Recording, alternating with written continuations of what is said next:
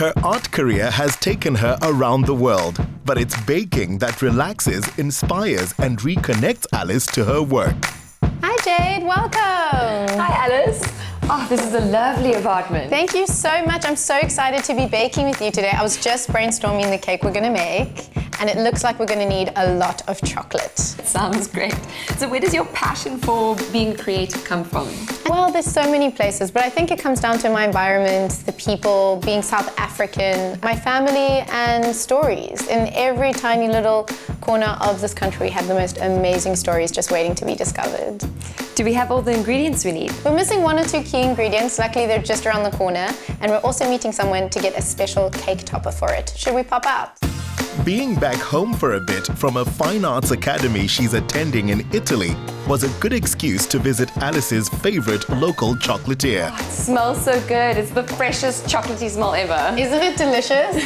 I love coming here, not just because of the smell, but because if you're going to bake something beautiful and delicious, you have to start with good quality ingredients. It's that simple. What is the significance of using a specific type of chocolate? It's locally produced and they do very interesting things with flavors here. I love popping in and seeing what new kind of thing they've done. For baking, I almost always use the 71% dark chocolate because it is luscious and gorgeous. Well, we have to try some.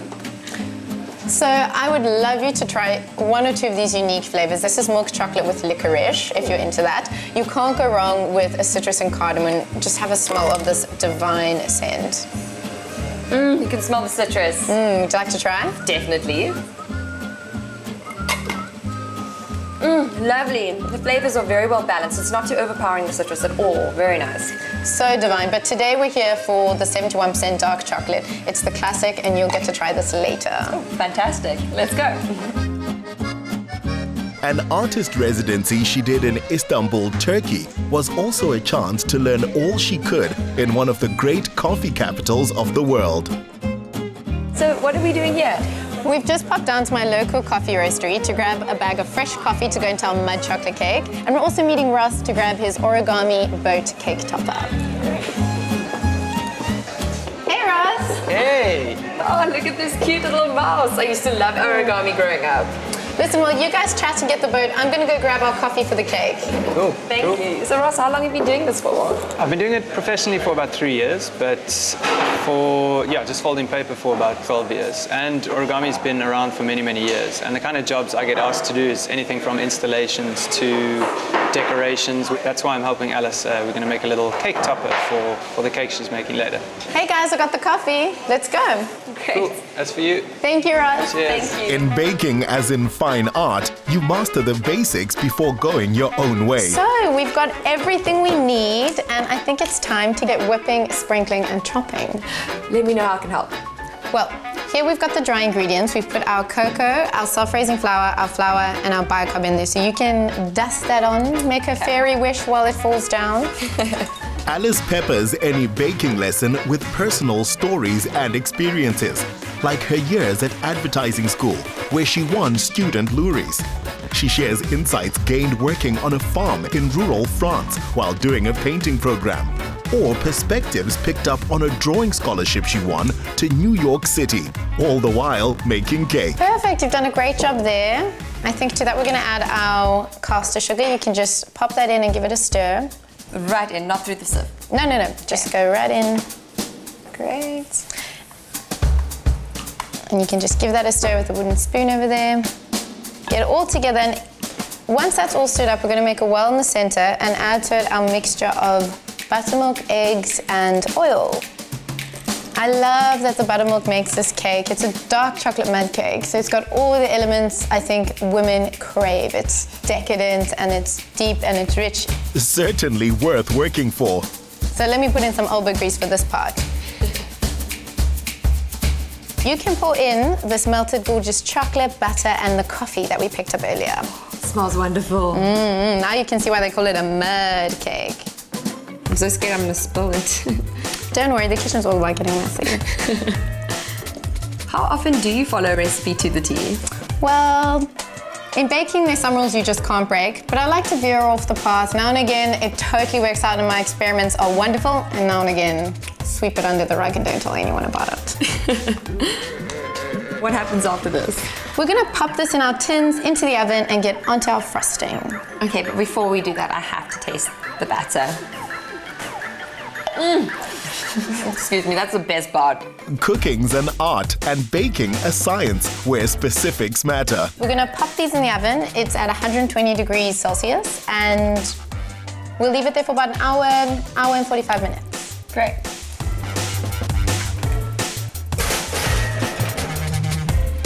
And there we go. Call me crazy, but I couldn't help but notice, is that a cake hanging on your wall? It is, but that is a non-edible one. That's art. Alice's talents are born of rich ingredients. How do you combine your love for baking and your passion for art?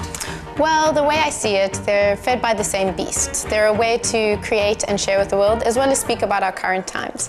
For example, this piece of mine is from my last solo show called The Icing Pink Ether, and although it looks edible, it's not. It's made from silicone, clay, metal, wood, and it took hours and hours to make.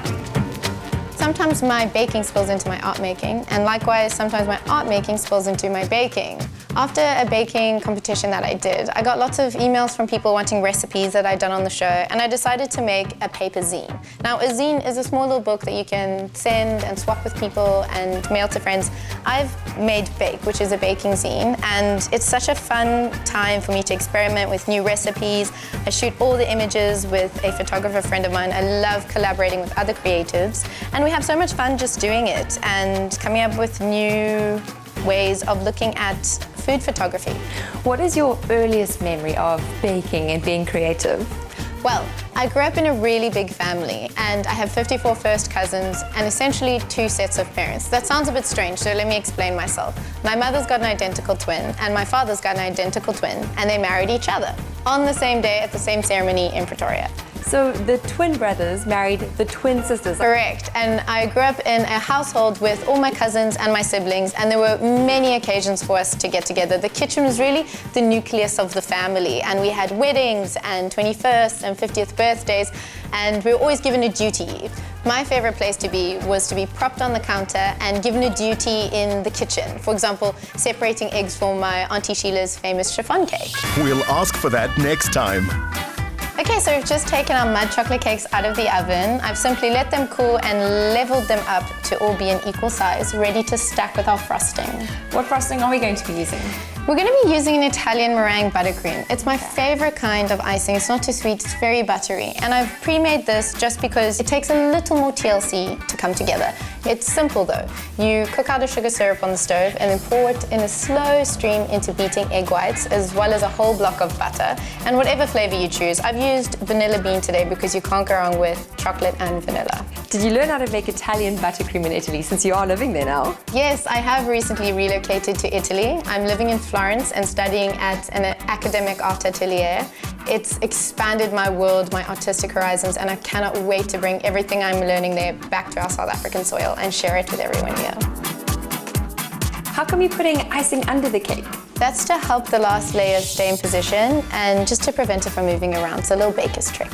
We're going to be doing a scalloped edging, and it's really simple and such a cute technique to learn. You just pipe a little ball of icing and pull it into the center of the cake. You do that around the whole rim, fill the rest of the icing in, and I'm going to need you to pop some raspberries on. Sure, I can do that. I'm going to pour on some lashings of glossy melted chocolate, and we're going to pop on the next layer and repeat process. While Alice was showing Jade, she was telling us how much her work is inspired by fellow South African foodies like Siba Mtongana and Siba's work for greater causes, as well as the detail-driven creations of Abigail Donnelly. Alice, I think you need to take over. This really isn't as good as yours. Now let's put the final layer on top and make some waves. This is where the artist takes over with a piping bag for a brush. So now it's time to get out our cake toppers from Ross. Okay. And there we go. Little birds. Yes. Oh, what a beautiful touch. The more ornate and opulent the finish, and the closer to a Rococo and Baroque gilded style, the happier Alice is. Well, Jade, what do you think? I don't think we did such a bad job. Not at all, but you did a great job. I almost flopped the cake. Hey, I had your back. And the one thing with baking, the more flops you do, the better you get. I'll take your word for it. That cakes get eaten once made is just an excuse to make another one. Well, Jade, thanks for joining me in the kitchen today and baking up a storm. Thank you for having me. So what did they say in Italy? Buon appetito. Buon appetito. Alice could have chosen art over baking, but thankfully for us, she chose both. Chocolate, coffee, and frothing. Delicious. Yeah. I'm gonna have another. Go ahead.